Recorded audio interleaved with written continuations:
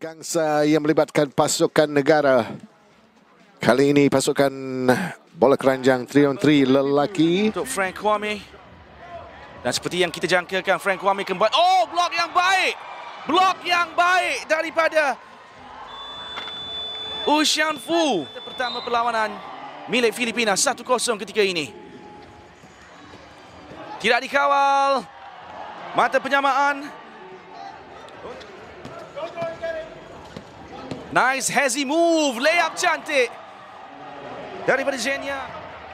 Zhen Yang cuba merencanakan serangan, screen pick and roll. Zhen Yang drive inside, layup mudah, steal. Zhen Yang berjaya mencuri. Cubaan dua mata, masuk.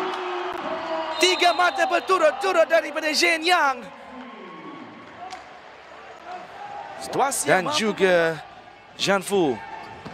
Drive yang cantik, mudah, satu mata untuk Zhen Yang. Shot clock berbaki perpuluhan 8 saat. Cantik blok tersebut. Shot clock violation. Satu mata diperoleh oleh Vietnam.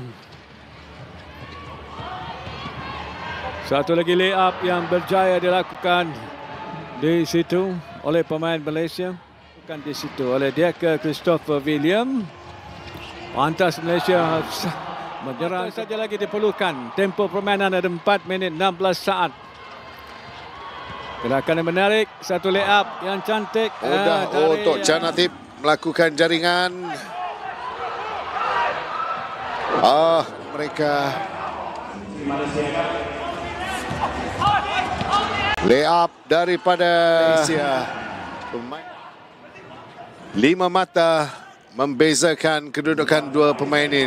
Cubaan dua mata kali ini berjaya cantik oleh. Tidak berjaya. Rebound daripada Koko. Ini Malaysia cuba mengatur serangan melalui Zhen Yang Chong.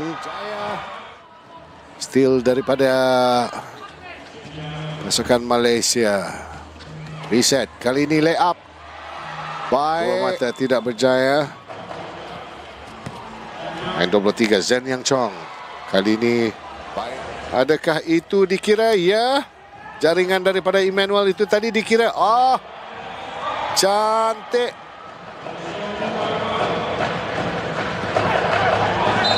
Semakin pantas permainan kedua-dua pasukan.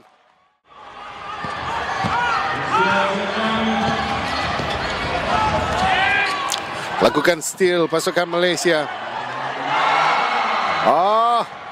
Baik. Racks and racks stuck together. Sit red talk to the devil. Rosetta Stone forever.